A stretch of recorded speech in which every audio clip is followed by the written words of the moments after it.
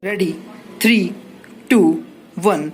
Start. The Industrial Policy Resolution of 1948 was good so far as it went. But unfortunately, the spirit of it could not be understood or appreciated by the common man in this country. So, a new orientation of this policy was given, and the Honorable Prime Minister, after his return from China, publicly declared that the future policy of the country, or rather the future pattern of society, will be the socialist pattern. That was further emphasized by the resolution passed at the Audi session of the Congress and later reiterated by Sri Devar, President of the Indian National Congress. I am very glad to say that the spirit of it has been caught by the nation today. If I may say so, the nation has taken up the challenge for securing the socialist pattern of society. It behoves all sections, both inside this house as well as outside, without having mutual recriminations, to try and propagate in a sincere manner and establish the socialist pattern of society indicated by the statements of the great leaders of our country. It may be relevant and pertinent if I refer to a few sentences from the memorandum presented on the 4th June 1939 by our Prime Minister, who was the chairman of the All India Planning Committee, which came into existence when there was provincial autonomy in the provinces.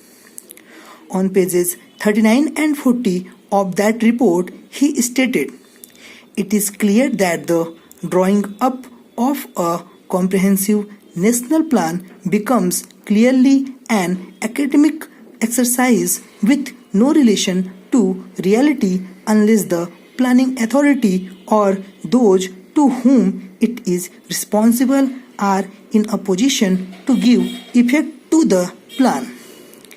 If this authority is powerless or circumscribed or restricted and has limited activities, it cannot plan. An essential prerequisite for planning is thus complete freedom and independence for the country and removal of all outside control. This implies that the country possesses in itself full sovereign authority to take any measures, adopt any policies, and form any relations with other countries as may seem best to its governing authority in the interest of the country and its people. National independence is thus an indispensable preliminary for taking all the steps that might be found necessary for carrying out the 5-year plan in all its various aspects throughout the whole country. At the present moment, it is clear that not only have we in India no national independence, but we are hedged in and obstructed by numerous restrictions, limitations, safeguards, and reservations which block the path to planning and progress. Our plan for national development must therefore be drawn up for a free and independent India. Thanks to the sacrifices made by millions of our countrymen and countrywomen under the leadership of the father of the nation, Mahatma Gandhi, we have today secured complete sovereign political independence at a time when the nations of the world were engaged in the bitterest struggle using all the weapons of destruction. If therefore we have secured political independence during the period of a quarter of a century, it should not be difficult, especially when we are today masters in our own country, to secure a socialist pattern of society, as has already been indicated, but it requires the assistance, the propaganda, the active work of all those who are interested in this. I am sure so long as my honorable friends, the minister, the deputy minister and the other minister who represent the Commerce and Industry Ministry can give us an assurance that the capitalist pattern would be avoided, some of us who believe in a cent% socialist democracy give an undertaking that certainly totalitarian policy will not be introduced in this country, because we have believed all along during the fight that we have given to the British government when we secured political independence that we shall try to maintain democracy undiluted and a socialist democracy at that.